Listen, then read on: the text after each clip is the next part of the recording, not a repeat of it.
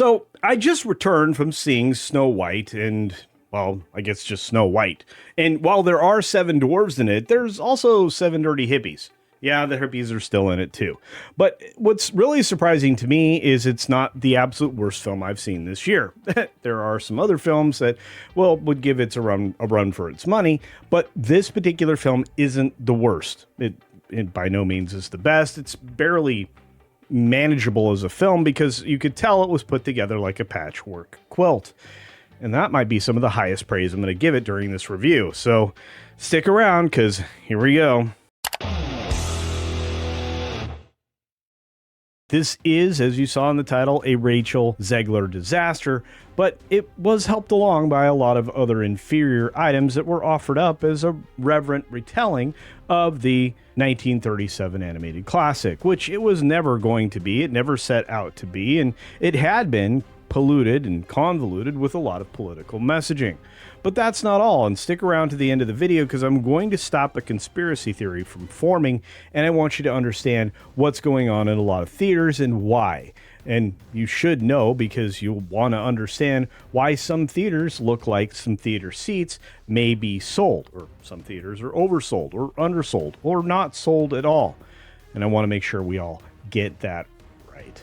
Now, as I said before, this is a spoiler-free review, but I may still actually spill the beans on some things. Like, for example, you got 7 dirty hippies in here, and 7 dwarves, and a lot of nonsensical stories, and stories that got woven together as kind of a patchwork quilt. And that's probably the best way to describe it. You also need to be forewarned that this is a musical with terrible music bits and numbers that are in there that, well, will remind you of a terrible off-Broadway musical with nothing but understudies. It's a real problem. The songs that they created are out of place and do not work with the classics that this was filled with. There's no Lin-Manuel Miranda to save the day, and I think that could have definitely changed the flavor and the tone, but you have to remember, originally this film was penned by Chronicles of Narnia person coming up, Greta Gerwig. And outside of Barbie's, super power girl messaging, that wasn't going to work in this. And it clearly didn't because they had to change this multiple times and the messaging. But don't worry, there is nothing earned by Snow White. She doesn't earn any of the things that she are granted. They just show up and arrive. And she does end up being the leader she was born to be, or was her destiny, or whatever happens at the beginning of the film when her parents tell her she's going to be this great thing and then slowly die off or are eliminated. And I'm not going to tell you how that happens, and it doesn't even matter. The bare bones of the story are actually similar to the original in a lot of ways, but deviate in many. This seems like an amalgamation of not only the animated classic of 37, but also every other retelling of the story by everybody else that did a very poor job of it. And while there are some classic numbers in here that you will recognize, including the 7 Dwarfs Mine Train that makes an appearance in the film itself, which really is going to sell that attraction again, which was supposed to be aimed at boys, but now I realize it was always aimed at girls. Speaking of always aimed at girls, there's not a lot here for the guys. There's just a lot of nonsense and empowerment messaging.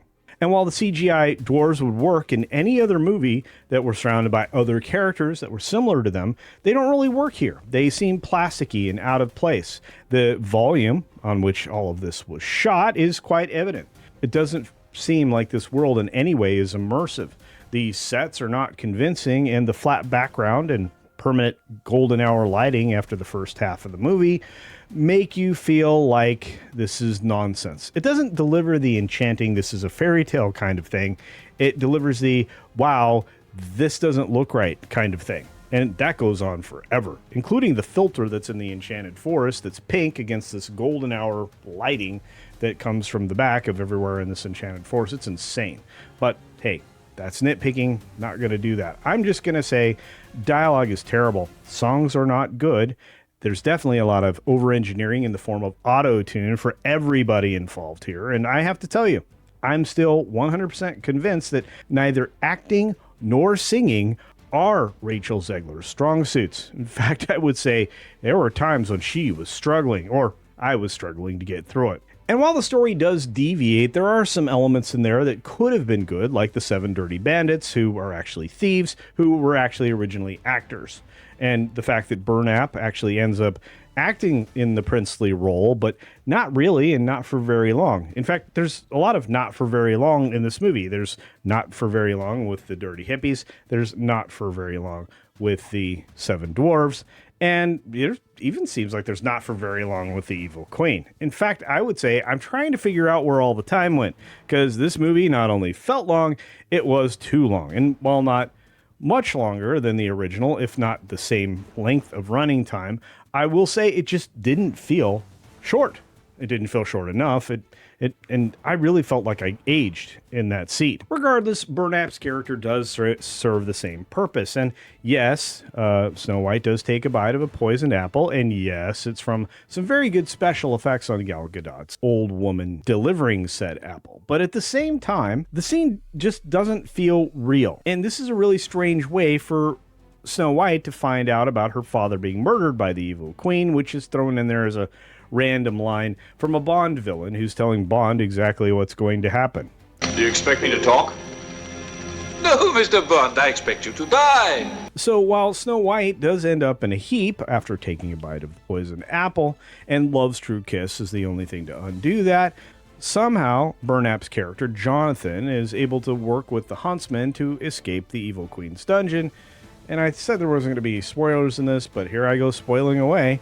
And Snow White gets Love's first kiss. So believe it or not, with a lot of extra steps, a lot of nonsensical storytelling, a lot of patchworking things together, and a lot of questioning how we got to this point, the film eventually comes together. It is in no way a faithful adaptation. It is full of top-tier, fourth-wave feminist messaging, and yet when you come to the end, you don't really feel like anything happened. Not anything good, and you probably have looked at your watch more than a few times. I guess I'm just sad for the audience and all the people that were thinking they were going to see a good film, or something that looked a lot like their beloved 1937 classic with all of its wonderful scenes and songs. Well, I hate to disappoint you, that's not going to happen.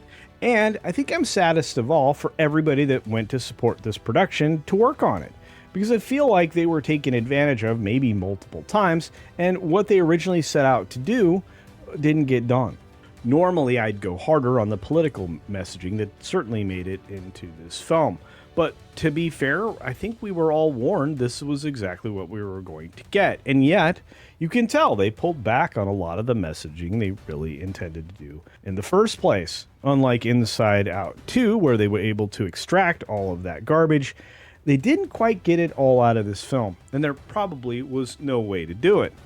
Overall, this isn't the worst movie that I've seen this year. There are going to be worse movies that I'll be seeing this year, but even so far, this isn't the worst. And out of the 30-some films that are going to be in theaters this weekend, this is going to be number one. But it's going to be number one in a very disappointing way in the domestic box office sense, because a little over 50 million, which is where this is projected to land, is probably about where it lands. And I think you're looking at a global total of 100 million. If they're lucky, they'll be able to push that up a couple of million, but it could fall far short. Internationally, there doesn't seem to be any hype or interest, with ticket sales, especially pre-sales, being next to nothing. Same thing happening here in the States. And as we go through the next few weeks, time will tell if this has any kind of legs. My prediction is none. And with pre-warning everybody that this is legitimately a musical that is not good in that category, I think you're going to find a lot of people just waiting for streaming, which, again, I'm going to suggest. There's no reason to spend $60 on your family of four for a matinee and then spend whatever you're going to spend on concessions, because you're going to get asked a lot of questions if your family is at all familiar or if they love the original animated classic, because it's not the same. It doesn't feel the same, and it certainly doesn't end the same. I mean, ultimately, everybody gets their fate, but not the way they did originally. And by the way, no Prince Charming of any kind. And no knight in shining armor, which is actually a line in this.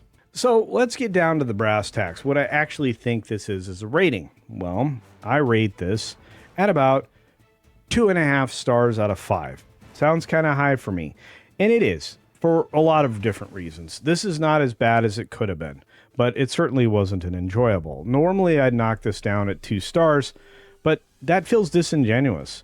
It wasn't, again, the worst film I've seen, at least not recently, and there's a decent chance I'm going to see worse in the coming months, especially this summer. It's just not something I would spend money on, and if you have to see it, wait the 5 more weeks or 6 more weeks, and it'll be out on Disney Plus, and then you can come and agree with me. Or you could do it right now. Put the comments down below. We'll get to that in just a moment, but I'm going to tell you, out of 10, and probably where my Criticless score is going to land, this thing is sitting at about 4.5 stars. 4.5 out of 10 would be my guess. I know that's a little lower than the 2.5 out of 5, but I feel like I get a little bit more nuance with that 10-point rating, which over on Criticless is 100, and this probably will still fall in the bogus category. I don't know. Check that rating out later this week. Regardless, if you're going to go see this movie, you cannot blame me. In fact, I warned you.